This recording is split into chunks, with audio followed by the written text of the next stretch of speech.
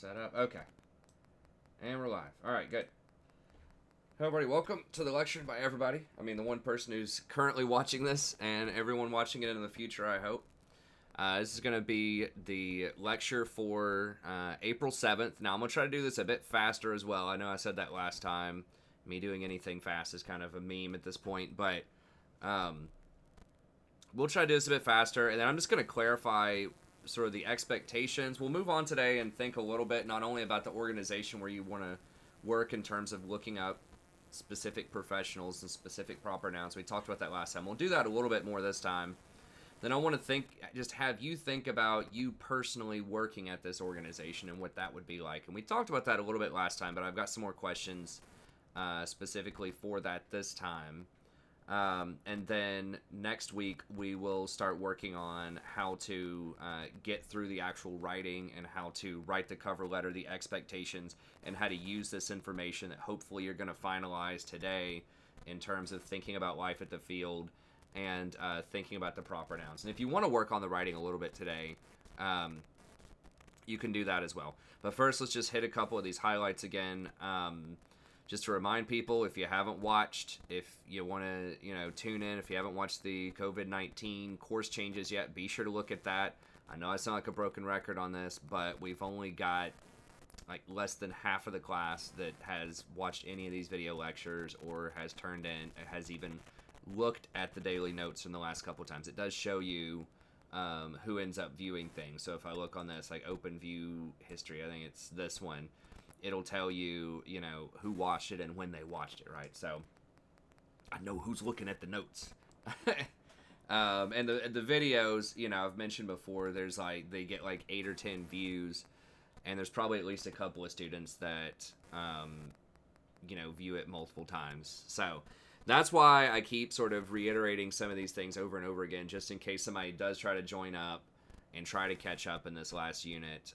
Maybe they got a little behind because of whatever. I know a couple of people remarked that, those notes seem kind of similar over the last few days, and it's because nobody's interacting with them hardly, and I don't want to leave too many people in the dust.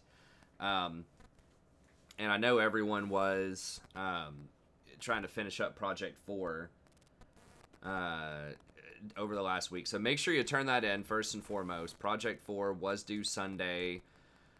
Quite a few people, turn it in, but there are still quite a few people that have not turned it in as well. So make sure you turn that in if you intend on passing, the course. You got to get that in there. So points are ticking on that. I ended up giving you guys a 10-day extension on that from the original deadline. So, I'm going to be pretty generous with if you turn it in like today or tomorrow. I'll take it. I'll grade it. Try to get that turned around to you by next week. But yeah, you got to make sure you get it in there. Okay, and just make sure you're submitting the daily writing. I think most people have been pretty good about this. The people that I've seen, that I looked at, that actually read the notes, that I suspect probably watched the videos, are turning in the writing. But make sure that you're turning in that writing, because remember, the daily writing counts as attendance, okay? So make sure you're doing that. And remember, last class I said you could do up to 5 of your missing daily writings for credit. So remember I was giving you 5 on the house. We counted through it last time. There were 29 possible as of last class, and I only counted 24 for your daily writing that I sent out. And now I'm giving you an opportunity to make up 5 that you haven't done. So just if you want to go back through, make up those 5. This is just trying to get people to pass the course, honestly. That's what it is. It's really rough out there for a lot of people. And it was rough before the whole COVID thing, honestly, with the 8 a.m. class and the 9:30. There's a lot of people that just were not doing a lot of stuff. And, as I've said over and over again, I want you to pass. I'm doing everything I can, within sort of ethical reasoning to let you pass, right? I don't think this class is particularly hard, to be fully honest with you. I think a lot of it is... I think it's important. I think you can do a lot of critical thinking. You can learn a lot from the class for sure, and I try to help you do that as much as I can.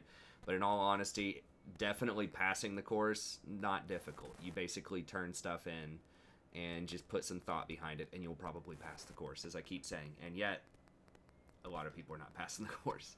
So, anyways, So that's another way that I'm trying to help you out with that. Remember, you can do revisions for any of your essays as well. They aren't for a complete replacement grade. So if you get, if you turn in something and you got like a 30 on project one, because you turned in something that was like 1 page long that you scratched out 30 minutes before it was due, you can't get 100. But if you do a full draft that's really well thought out, and is really strong, maybe you could get a C or a C plus or something on it overall, right? And so it's not like you can just throw everything off and get 100 in the class at the last minute, but you can certainly get yourself back into passing range if you're missing some assignments, or you just didn't put your best foot forward, or you were confused, or whatever the case is. Okay, so remember, you can do the revisions as well. I talked about the SNC. I've had a couple of students ask me about that for their other courses. And you can apply this to other courses or my course. I do not have the full details yet. I told you I would tell you as soon as I figured out. They have not sent me the full details on this. But as far as I understand from the preliminary details, you still need a 72% to pass in English classes. Once again, if you have a 70 or a 71%, we can talk about it. We can get you to the 72 pass, okay? So if you're gonna take a really low grade, right? If you're going to get something like a C, you should definitely consider taking an S in the class, and check with your advisor. Once again, I don't know all the details. I was an advisor a long time ago, but they may have changed some stuff. Okay, but from what I understand, it counts as attempted credit. It shows up as an S on your transcript, but it does not count into your GPA at all. Okay. So that's how I understand it, but check with your advisor. If I get more details about that, I'll share that with you. Hopefully they'll have that finalized by next week. We'll see. But yes, and I believe you can do that for any of your classes. Now, one student was, asking me, she was wanting to go to a professional school, and she was wondering if, she goes to grad school, how will they feel about taking an S? And what I think about that is, I don't think they're going to care as long as it's not a widespread pattern that seems to be trying to hide something, is like the best way I would think about it. So especially if it's not in your major courses, if you're a psych major or something, you don't want to be taking S's and things in like your 300 level foundational psych classes if you're applying to grad school for psych, right? Because it's going to look weird. Like, why does she have an S in like 3 of these 300 level classes, right? I don't even think they let you take classes under most circumstances with an S. Rory, what are you doing? Are you the guest star? Dad, I want some more chocolate chips. You want some more chocolate chips? Okay, Mommy can get them for you, okay? No. Daddy's working right now, okay? Yeah. Daddy's working. We can play after Daddy's done working, okay? Okay. Okay. Thank you. But yeah, so if you're just taking it and like, chemistry 110, biology 101, whatever, I don't think they're going to care, especially given the circumstances, right? They'll see the date. If anything, they might have a question about it. They would ask you during an interview or something, and you could just say, I was under a lot of personal distress during the COVID outbreak or whatever, so I elected to take an S to, kind of lower my workload for the semester. And I'm sure they're going to be perfectly fine with that. So unless you're taking S's all the time in classes that are supposed to count A through F and that really matter, like it's a major class or whatever, they're not going to care, right? If you're trying to go to med school and you're trying to take an S in organic chemistry or something like that, that's going to be a problem, right? But if you're, trying to go to med school and you take an S in like English 101 or in philosophy 110 or something like that, they're not going to care. Okay. Hey, what's up, Jeff? Good to see you, buddy. Okay, and if y'all have any questions about this, or if you want me to do any research about anything like we did last time while other people are working on their writing, I can work through that if you want. But yeah, okay, so there's just a little bit of clarity on the SNC. So I don't think it'll adversely affect you as far as professionalization, as long as there's not a clear pattern of that. Same thing with a W. Now, W, I'm almost positive, does not count towards attempted hours as far as your financial aid. So if you go from 15 to 12 hours, if 15 is full-time, which I think it probably is this day and age, check with your advisor. then that might have some impact on your loans, your loan eligibility, when you have to pay them back, all that kind of stuff. So you do not want to drop below full time if you're taking loans or you have scholarships or anything like that. Okay, so be very careful about that. And the difference there is an S reflects a final course grade. It says that you completed the entire course and that you did work that was worthy of passing the course. Okay. W says you attempted some of the course, but you did not complete it, and there's no grade provided. Okay, so that's the difference. Is the W typically means you did not complete the course. You're missing something from the course. So it would not count as attempted hours for some reason. Now, it's weird because you did attempt enough to get a W, but I think that's how they count it. So check with your advisor. It may have changed. It might be a little different. But that's how I understand it, is W does not count as an attempted hours. Okay. So this one you got to be a little more careful of because they don't know if you were passing or failing. The S, they know for sure you were passing. Right? But the W... I don't know, but nevertheless, I think that if you're gonna fail a course, it might be worth considering taking a W, because the W does not say that you failed it. It just says that you had to step out for a second. And once again, you could tell them, if they asked you about that, you could say, oh, I was during the COVID outbreak. I had to lower my course load a little bit so that I could manage it while I was, trying to take care of my siblings or whatever, right? Just tell them something during the interview. And they'll probably understand. Once again, if you have 1 or 2 W's, not a big deal. All it shows is that you probably got in a little over your head. If there's just 1 or 2, and that's fine. I took a W, like I said before, in a religious studies 499 class that was crazy when I was undergrad. It was just so much work, and it was a cool class, but there's just way too much work for what I had going on in my life. So I took a W. It was fine. No one even asked me about it. I doubt anyone even looked at it, honestly. So you can take a W as well. So that's just the SNCW, just to clarify that a little bit. If you have any questions, let me know in the chat. As far as we are doing conferences next week, I know we haven't used the Discord yet. I'll try to have that set up and finalized this week, and then we'll go over that. I'll walk you through how to do that on Thursday. There is a link in the syllabus, and I'll link it on next Tuesday's notes as well. Remember, we don't have class Thursday for spring recess, aka Easter break, okay, in non-religious terms. That's why they give you that break there on that Thursday and Friday. Okay. I guess I should say that somewhere in the notes here for people that don't watch the video lecture.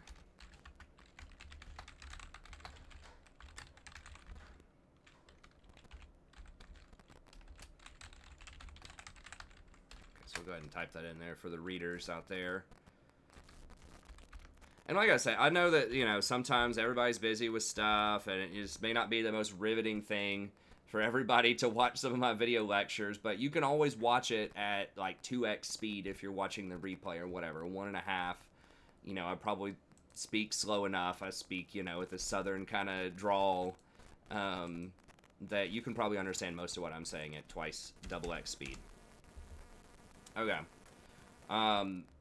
So yeah, remember, no class this Thursday, as is shown on the syllabus here, and then we're doing the conferences next Thursday. So that is going to be no class next Thursday, and then we're meeting in Discord for 15-minute conferences, and I'll walk you through how to do that next Tuesday, so make sure you watch that. But it's going to be in the Discord that we have. I will double check all the securities, make sure everything's set up. Make sure you have a working microphone by then, please, so we can actually talk during the conferences. And you should ideally have a rough draft ready by the conference as well, and we're going to work on that all day next Tuesday. Okay. So the conference sign-up sheet is already linked in the notes if you want to go through and check that out, or you can sign up over the next couple of days if you want to. There are a reduced amount of times because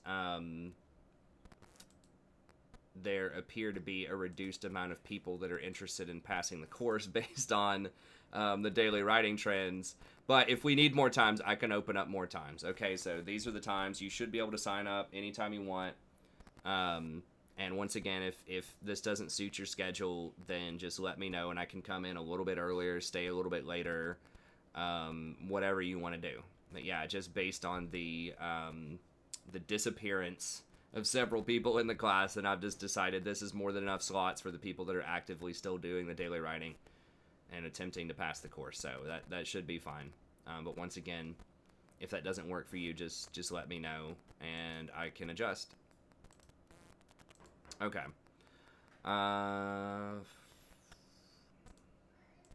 Okay, so you can find that right here, and then I'll put a link in the daily writing folder as well.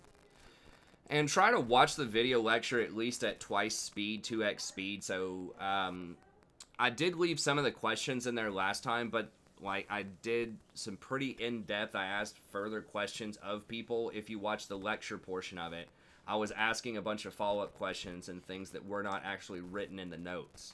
Right, and there were a couple of students, a couple of really high-performing students that were a little confused. They're like, hey, these are the exact same notes as last time.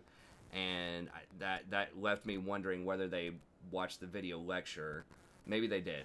But just make sure that you're watching the lecture, because I do explain a lot of these stuff. So I elaborate. I went through a very detailed example last time that I think would be very useful for a lot of people when I was walking through, you know, on Amazon last time, how to find proper nouns, how to think about a specific program. I think we looked at UT's program in terms of psychology. We went and found an Amazon book, a few Amazon books that looked useful. We found an external program that looked really useful. So we did walk through several things, and then I did it with business and with law as well. So I've walked through 3 different examples for how you can find specific people, specific books, find specific TED Talks, find specific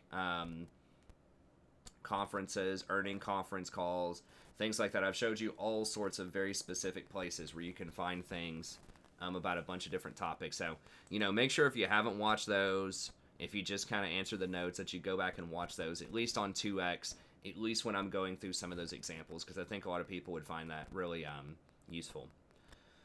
Okay. So I'm just going to reiterate today for a little bit some daily writing that we've been working on, and just kind of give you some more follow-up questions, and then we'll talk about life in the field. So I guess we can go to the new stuff first here, and then I'll reiterate some of this other stuff for people that need to add on, which I'll be honest is almost everybody. Very, very few people gave specific examples to these questions. They're specific answers, so we'll go back through these a little bit more. And remember, y'all, you know, I'm really expecting some very high-quality stuff for this assignment, because we have an entire month to work on this, right? And there's no other homework. There's no final. So it needs to be solid, right? You can't just turn in something that would be a generic cover letter as if this never happened for the last month, right? It has to have those proper nouns, has to be to a specific organization. It has to be aware of the field, what the expectations are for applicants, how you market yourself, you know, so make sure that you're taking it seriously and not just thinking, okay, this is just a normal cover letter, I can write a good cover letter, right? As we are working on very specific things, like understanding the discourse community, understanding what's hot in the field, researching and understanding specific people and specific works or lectures or conferences that are going on in your field. All of these are not standard, at least that I know of, that most high school students or even a lot of undergrad students will do when they're writing a cover letter. Okay, this is something that's kind of up the professional scale a little bit, but you're going to have to do that if you actually want to be competitive and get some of these cool internships and cool job opportunities and get into a nice grad school. Okay, so what I want you to write about for today, and you can kind of pick wherever you are. I would say make sure that you have this down first. Let me just, I'll switch it up. Let me just go over this first, because this is the most important thing. And then we'll go on to this. So if you've already finished some really good stuff up here with the proper nouns, then think about your life at the organization and try to bring those together. But number one is you got to have these proper nouns. Okay? Now, there were some students who at least had the names of some people at the organization, right? So if you are planning on, you know, going to grad school, going to law school, or whatever, some people did have some names of specific people they might want to work with, right? But elaborate on that a little bit, okay? So tell me something here in your daily writing. Just write down, you know, what's this person's field of expertise? What are a couple of things that they've published? Why does their stuff look interesting? How does that connect with what you want to do? So remember last time we looked at some business people, some psychology people, some law people. Go and look at their profile. Say, hey, this person's doing some fun research. I want to work with this person, right, for these reasons. So, for example, if I were looking at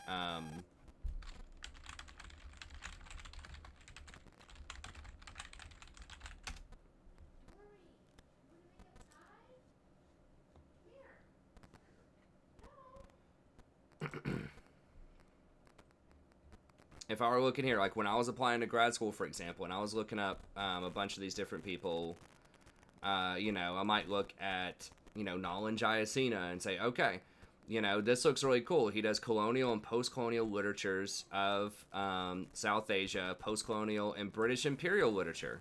His research interests are British imperial literature. So, if I was writing this, I'd say, oh, okay, that looks really cool. I'm interested in doing that. I'm looking for representations of Buddhism in Victorian literature. It's kind of unusual. Not a lot of people do that, but he is someone that looks like he might have some interest in doing something like that, right? And we know that he's writing about Sri Lanka, desire and the Buddhist doctrine of renunciation, in Viragaya. Okay, so he has stuff that has written about Buddhism in the past. He, writes and thinks a lot about Sri Lanka. And he looks primarily at 20th century ethnic conflict between the Tamils and the Sinhalese on the island. But he's in the ballpark, right? Like, he has some interesting stuff. It's related to my field. So, if I were writing for this daily writing assignment, I would just say, okay, Nolan here focuses on these things. Just write a couple of sentences about it and just say, this seems really fascinating to me because, I'm interested in writing about this and this. I want to learn more about it. It seems like he does it. Great. We can do that. And then just do that with a couple of other people in the department, other people that you think might be interesting. So in my cover letter, I also talked about Yufeng Cho. So I don't do a lot, with American literature. Usually I did British literature. But it says she does do transnational American. So maybe I would just be thinking, okay, maybe there's some aspects of, early 20th century, late 19th century Chinese immigrants in California that could be interesting, and maybe that connects with some of the stuff that she's done before. Okay, so that's what you want to do. Just kind of look at who is this person that you're going to be working with? Why do you think you're going to get along with them? Does it look like they are doing the kind of research that you want to do? Are they, are there articles? They seem at least kind of related to yours or interested? They're interesting to you, right? So that's what I really want out of this writing. It's not just, okay, I want to work with Professor Sally, or okay, I want to work with Professor Johnson, or whatever, right? It's, I want to work with this person for these reasons, and it's the elaboration, writing a few sentences for each one.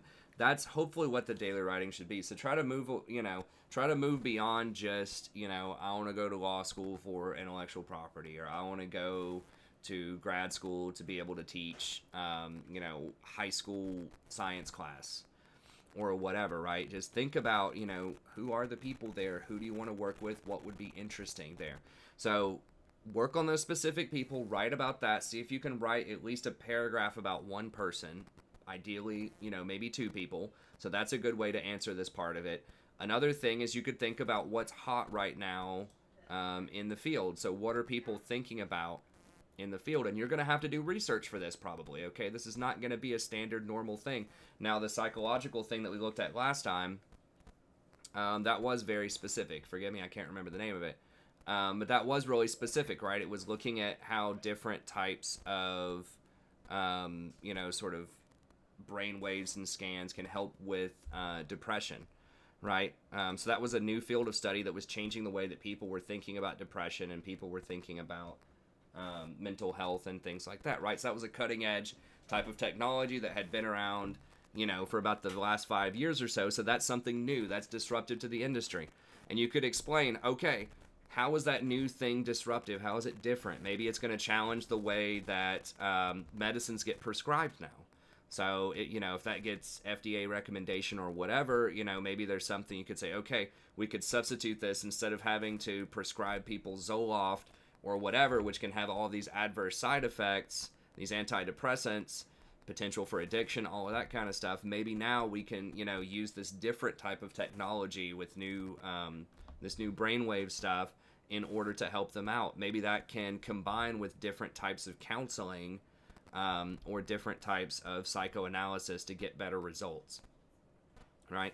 So just thinking about how does something disrupt your industry in some ways, right? And that, we talked about this in several different fields as well. We were talking about the business. We were thinking about, okay, how does the gig economy affect the way that we should be thinking about, employment from a legal aspect. We looked at it from a business and legal aspect over the last couple of classes, right?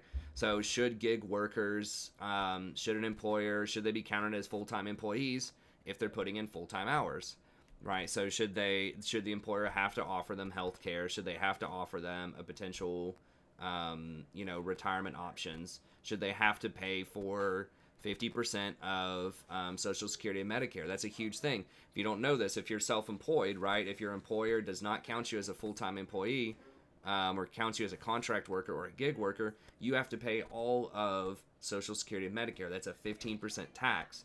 If you work at an actual place and you're considered an actual employee, then the employer pays for half of that.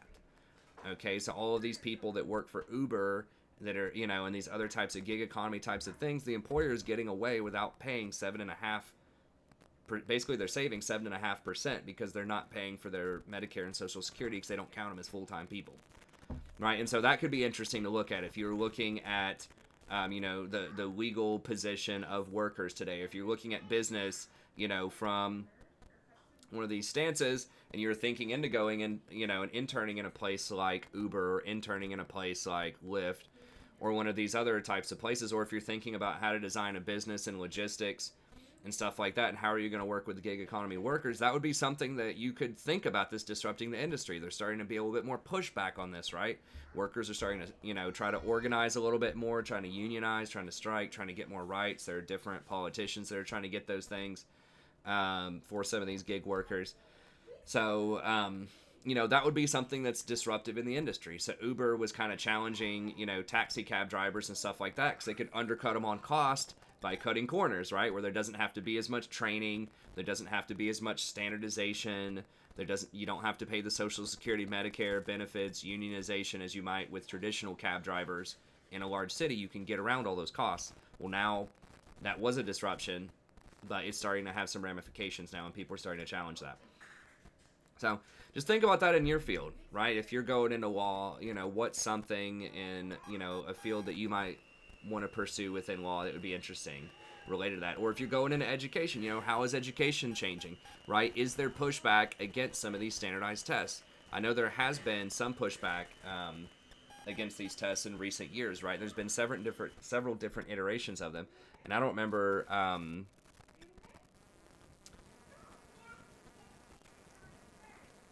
heard my daughter in the other room. And I don't remember what all these standardized tests are called these days, but a Common Core, I guess. So Common Core might be something that you could write about. So if you're going into education, for example, you could talk about Common Core, whether or not, are people needing to move away from Common Core? Is there a better way to do it? I know there was No Child Left Behind before Common Core, and it's evolved up to Common Core now. But it was just a few years ago, it was adopted by all 45 states. When was this written? Fall of 2014. Okay, so that it has been around for a little bit there. But yeah, you could look at how Common Core has changed over time, right? Do people want you to have, competency in these different fields? I know that just anecdotally, I would see some people post up on Facebook. You'd see something like, it'd be a simple math problem, and they would ask you to write it out and then explain it to somebody using like a different technique, right? Other than like standardized math. You'd have to do, I don't remember what it was, like some kind of counting table or something like that.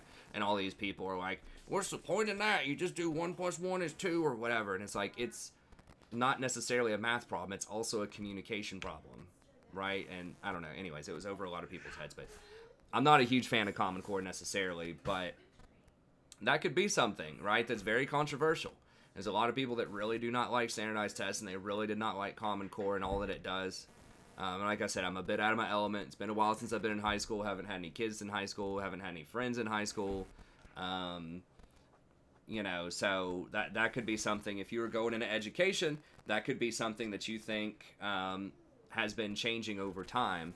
And if you can think of anything else that's coming into education, schools that are going away from Common Core, then that might be useful. Or, this might help you think about the kind of school you want to apply to, right? If you're just going to like a standard K through 12 school and you're going to teach high school in Knox County, that's going to be different than if you were teaching at a private school like Webb, or if you were teaching at, a religious school like Christian Academy of Knoxville or Catholic. Right, so they're all going to have kind of different standards and different expectations. That's why it's important to try to pick a specific school. Even some specific schools are going to be different. I know one thing, when I was kind of shopping around for high schools, thinking really far ahead for my daughter, some high schools even approach things very differently, right? Like I know that Hardin Valley has that academy system, right, which is basically where they had like 4 academies. There's like one for like sciences, one for the arts, one for healthcare. I can't remember all of them, but they kind of put you in these 4 categories, and really early on you're supposed to pick one of these paths, and you take most of your classes in that path, and then you sort of graduate. It's almost like in college, they have these different colleges, so you graduate with kind of this specialization. But there can be some problems with that, right? Like if you're trying to get a freshman or a sophomore to commit to that, they might want to change their mind. And then what happens if they try to change from, the English path over to like the chemistry path, right? And science, because maybe their friends were doing it and they wanted to switch or whatever, high school stuff. They just want to switch around a lot. What if their classes don't transfer over? Like, what if it puts them far behind? So that's one major challenge. So it's cool that they're preparing them, trying to get them to focus and specialize, right, as they go through high school. But at the same time, maybe that's a little challenging for high schoolers because they aren't able to focus up that well. They don't know what they want to do in the future. And so maybe that's a potential shortcoming. So it's kind of this tension between, do you get people to try to specialize, or do you get people to try to get a more well-rounded education? And that's kind of been a tension in colleges too, right? If you want to think about higher ed, because some people think that you need all of these, you need to be a well-rounded citizen. And then there are other people that think, well, no, you should just specialize and basically just take more stuff in your major. Like, if you're going to be a chemical engineer, why do you need to have English classes? Why do you need to have a history class or whatever? There's a school of thought that's like that. Why can't I just take more engineering classes or just make the degree shorter, right? Just make it 3 years instead of 4 years. So there's, a lively conversation. So those are just a couple of things. If you were going into education, for example, you could think about, what do you think about Common Core? What do you think about specialization versus sort of a broad generalized education? You could think about how, just how classrooms are managed. There's been a move towards a lot more group work and a lot more sort of interactive classrooms, right? Like less lecture, less kind of busy work, and I think a movement towards like bigger projects, more collaboration with people. So you could talk about, is teamwork worth it?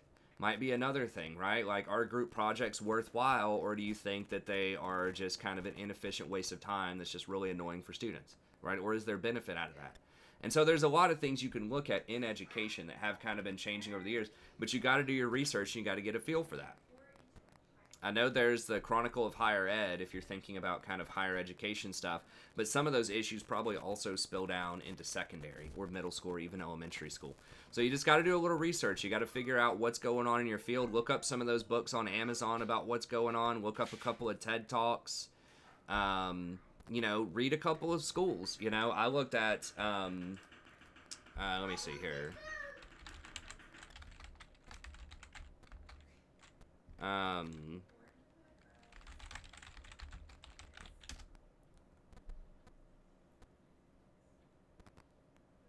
So I don't remember where I came across this, but I saw this at some point when I was trying to look up coursework for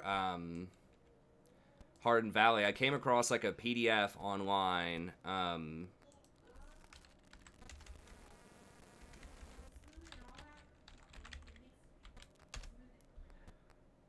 I looked that up and I came across something that was like saying how they had kind of let students down recently and what they were going to try to do to improve it.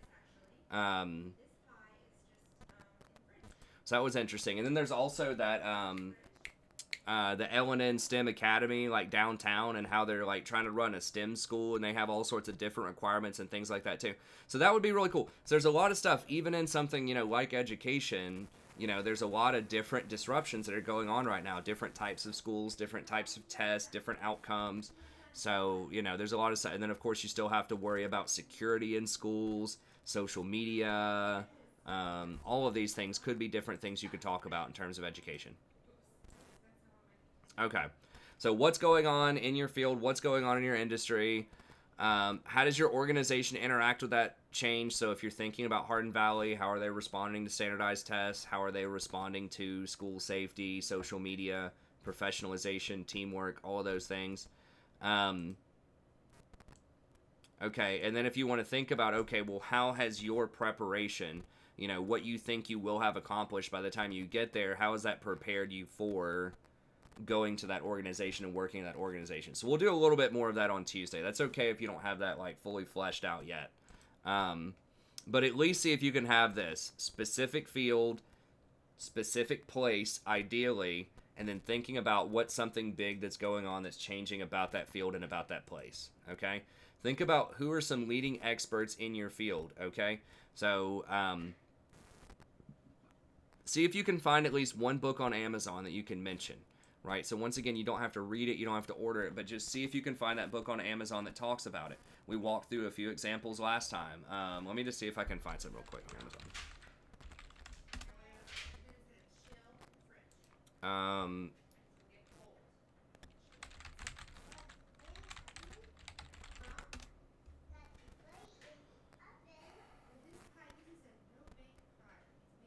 Now that's kind of old. That's an interesting one in 2000, in 2001, standardized tests. Um,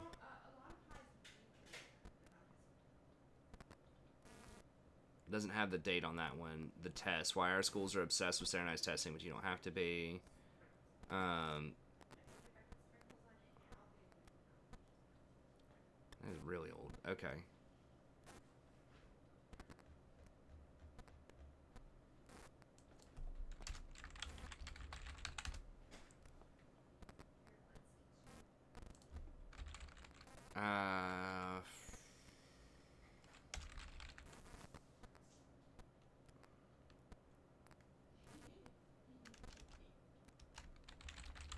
This is going to give us actual, like, Common Core problems. Yeah.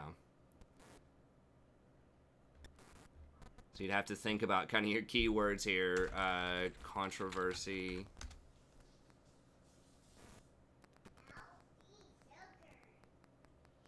When is this?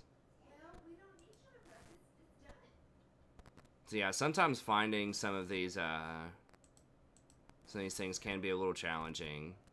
Just trying to find the keywords that are going to be important.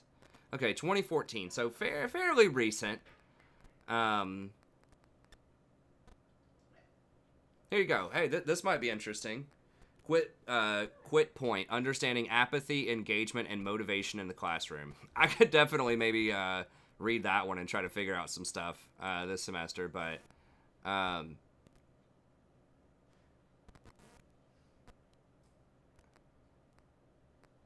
oh, this is from a teaching perspective. Okay. That's not what I meant. I thought it was about students. I am motivated. I'm interested in this class. But that could be interesting, if you're thinking about why people are leaving the classroom from the teaching perspective. So yeah, anyways, we showed you last time. You guys know how to do Amazon. We talked about that in Unit 4. I walked you through several examples last time. But just try to find a book. Try to find a TED Talk.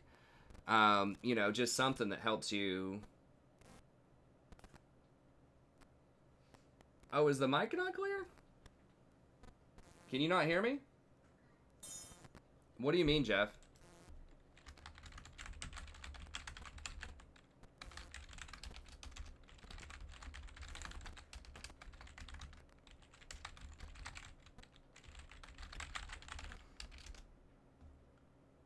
I'm looking at the mic levels. It doesn't seem like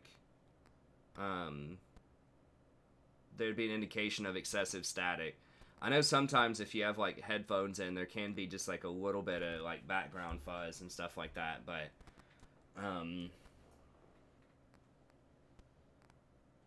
yeah, if there's something weird going on, sorry about that. I'll look into it. I can't hear it personally right now, but I'll go back and watch the replay and see if there's something with that. It's possible. This is an old mic. It's possible it's dying on me, and I need to order another one. Okay. Well, sorry about that, Jeff. I'll have to look at. So is it just like sound like electronic noises, or are you talking about like there's like some chopping or just like kind of voices in the background? That could be my wife and daughter in the other room. But I don't know if it's just the if there's like some static or what. But I'll look into that. So sorry if that's going on. But yeah, I haven't heard anything about that. But I'll look into it. I'll go back and listen to the replay, and if it is, I'll order another mic, and hopefully it can be here by next Tuesday, next class. So yeah, find those proper nouns. Very, very few people wrote about this, okay? The best that I got from reading the notes most of the time was people would drop some names of other people they worked with. But put some time in, expand on this. Oh, you think it was only your problem with the electronic noise? Okay, well, I'll look at it anyways. Okay, well, hopefully you can solve it on the end. I think in the past, the mic occasionally has some, like, feedback, but, anyway, so if you haven't done that, do that. You know, give me a paragraph about these things, right? Give me a paragraph. What's a book that you found? Why do you think it's interesting? How does it relate with your interests? How is it going to relate with the kind of job that you want? How does it relate with the person that you might be working with, right? So even if they didn't actually write it, maybe those ideas are reflected in what that person's talking about. Maybe it's reflective of the institution, right? So maybe you read something, you know, you found a maybe you found a book on Amazon that's talking about why students need to specialize earlier, and then you know, that author also has a TED Talk, and you're listening to that TED Talk about why students need to specialize earlier in schools. Then you want to teach high school at Hardin Valley, and so, you know, you want to make the case about why the specialization is so important. So just explain it. Explain how that fits into why you're really interested in trying to work at Hardin Valley for these reasons. And then that way, when you're doing your application, you have all of that together, lined up, ready to go, right? So then you can say something like, you know, in this book, Defending Specialization, you know, Stephen Smith argued this and this and this. And I think that's paramount to education in K through 12. You know, in a lecture that he also gave this and this, he expanded on that and said why STEM has to be taught as a specialization rather than as a side project in high schools in order to be successful and train people to get professional jobs in the future. And that's why I really like what you're doing at Hardin Valley with this program where people can specialize in STEM for this and this and this. And that blends in really well with this, you know, research that I did in my 300 level, you know, education class and blah, blah, blah, blah, blah. Okay. So you see, like, you can connect all of that together in your cover letter, right? You can name drop a scholar in the field, name drop a work in the field, a lecture that you listen to, or a TED Talk or whatever. Connect it with the organization, connect it with your research and your aspirations, connect it with somebody that you might be working with at that organization.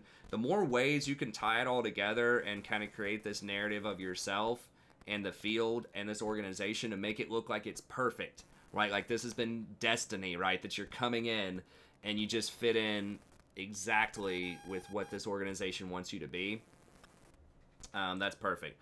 Okay, so work on that more if you haven't done that. We've been through a lot of examples of that with the last couple of lectures. So do that. Like I said, a bunch of people barely touched this. You know, some people kind of touched it, but it was just like, you know, 1 or 2 sentence answers. So try to give me some more than that, okay? And, you know, I was taking it easy on you guys a little bit. I'll still give you credit if you write stuff down, but really, I don't want you to fall too far behind because this will take, you know, some time to work up to this to get a high quality submission for this assignment. Okay, but here's kind of the new stuff for today that I want you to work on. So you can write on this if you want to add a little bit more, but we're going to add some more in down here. I want you to think about, and we talked about this a little bit last time, and this is important so that, I mean, this is, I would say, number one, most important for you as an aspiring professional so that you understand what you're getting into and that you're actually going to like this job. But it's also important to demonstrate that you're aware of what's going to be actually going on in this field and, with this position that you're doing. Because that can help you out, right? If you can demonstrate that you've done some research and you know what you're going to be doing on a day-to-day basis, or like the kind of people you're going to be working with, the kind of projects you want to work on, that's really good. If you can say, I would love to step in and work on this project. I want to work with this person. I'm really looking forward to doing these types of things, day to day, implementing these things into the classroom, bringing these types of ideas to the mock trials at the law school, or whatever the case is, okay? So just thinking about the organization a little bit. So what's the culture going to be like at this organization?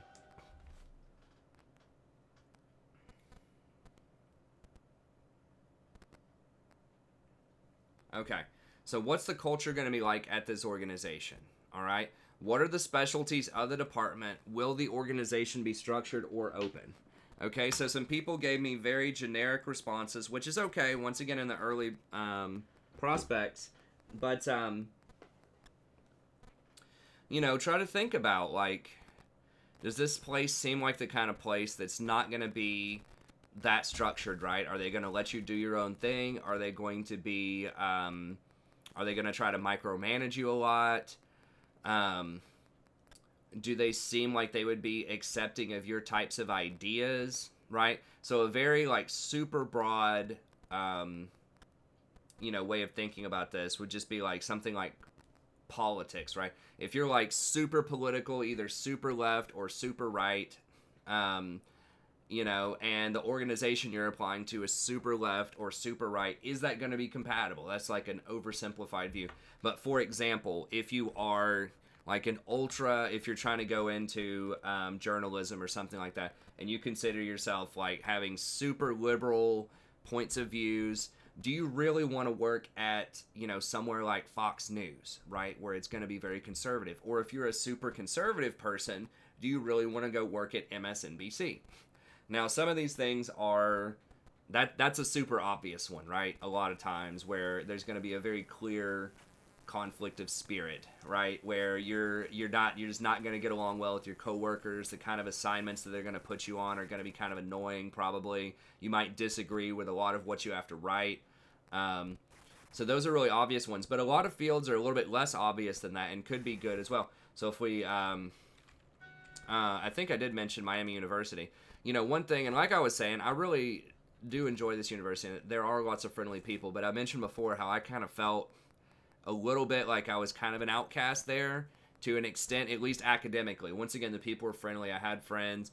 I had a pretty good rapport with the professors. But my research interests were just very different, right? Because a lot of them have this, right? This women, gender, and sexual studies.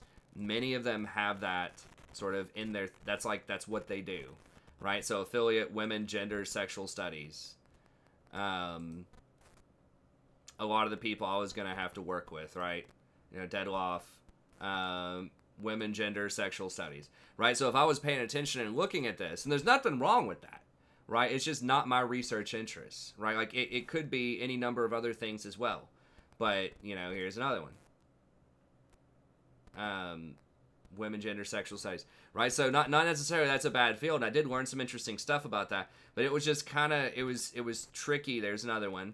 It was kind of tricky to get my research to be something they were interested in, right? And I had to end up kind of tailoring and changing my interests a lot to sort of match and suit what they wanted to do. So if I had found something that was a little more interested in representations of religion or colonialism in the Victorian era, English in the diaspora, stuff like that, then I probably would have fit in better with a culture like that. So just think about that, when you're applying to this place, right? If you're applying to, a law school, are they going to be doing the types of law you want to be doing, right? So I mentioned before, UT's law school, it looks like, just from looking at the people, may not necessarily be the best for internet law or intellectual property or things like that, right? But it looks like they had a lot of good stuff for business. So if you're interested in business law, that'd be good. Intellectual property law, maybe not. right? And so it just depends on what your interests are, right? Rory, what are you doing, Rory? Yeah, I like the song. You want a song? No, Rory, you have TV right now, okay? Rory's got the TV right now. There's the kitty too. Come on, Yeah. There's the wife. Rory. Hi. But anyway, so just think about what's it going to be like to work there, Rory, honey. Well, maybe Daddy shouldn't keep dishes on for it. We'll play in a little bit, okay, Rory? Daddy's almost done, okay? Daddy's almost done. You want to sit here? Okay, you can sit here if you'll be quiet, okay? Can you be quiet? God, I like this song. So what's this culture going to be like? What are the specialties? What do they work on? Will the organization be structured or open?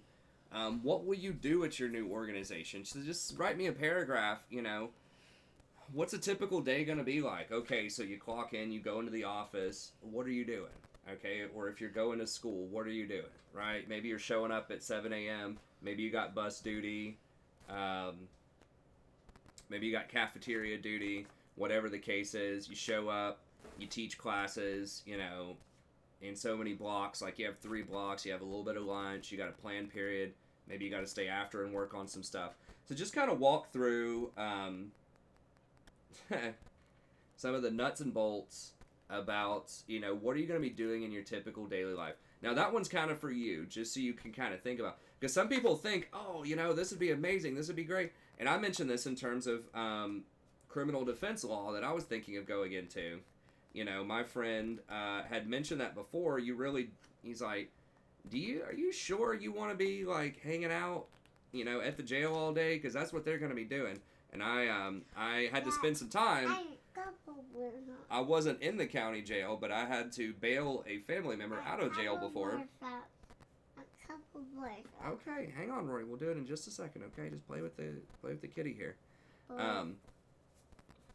But I had to sit there for like an hour one time waiting to bail somebody out of jail, a family member, and I was just, I saw a lawyer coming in and out, man, and I was just like, man, this seems very depressing. And I just hadn't thought about that. I was thinking, I'm gonna be I'm gonna be doing this great criminal law stuff like you see on, Law and Order or all these other things. It's gonna be, Daddy's working, come on. It's gonna be high stakes. It's gonna be, all of this interesting, cool law and stuff like that. It's like, no, you're probably like defending like, domestic violence or DUIs or, all of this kind of stuff all the time. Okay. You may sit here. Come on, Rory, let's go. Mom, sit there. So yeah, just think about what you'll be doing in a typical day. Who's going to be your boss? Who are your colleagues? Are you going to gel with them personality-wise, right? Do they seem, really outgoing? Do they go do stuff a lot? Are you kind of a homebody? You don't want to do stuff. Do you like to go out and do stuff all the time? And they seem, like they don't have a lot of offerings at that organization to help you get connected with the community or with the organization, right? And then what's your life going to be like at the org? This is kind of like, what you're going to be doing in number 2. But this is kind of like bigger picture stuff too, What's that town going to be like? Remember, if you're applying to grad school, Don't push the buttons, please, if they have a cool program in, Idaho or something like that, Boise, Idaho, just think, if I moved out to Boise, Idaho, what would I think about that, right? Would I like that town? Would I like being there in that place? I'm sure it's a fine place. I personally would not want to move out and live in Boise, Idaho, just because we have lots of friends and family here. And this is something that, I kind of struggled with a little bit with my wife when I went to grad school, right? Is we weren't even that far away. We were near Cincinnati, Ohio, right? But, just being away from friends and family, didn't know a lot of people, both kind of homebodies, didn't get out a ton. We went and did some stuff sometimes, but that was definitely a consideration, right? Is that, you don't have your friends and your family. It's a different kind of culture there. You have to, I had to get up and shovel the driveway at 5 a.m. because there was a ton of snow on it. There's just all of these things that it's difficult to anticipate or think about. But that's what I'm asking you to do here. Is just, what's it going to be like there? What's the weather like? What are the people like? What's the cost of living like? What are you actually going to be doing when you're not working there? Is it going to be okay? What kind of hours are you going to be working? Will you have to travel? This is another big one. You know, I've mentioned a friend of mine who, you know, worked down in South Carolina at General Electric, and he just did not really like the kind of work he was doing. He was like, you know, it was mechanical engineering stuff. It just wasn't engaging. It wasn't fun. He and his wife, you know, didn't like the area so much.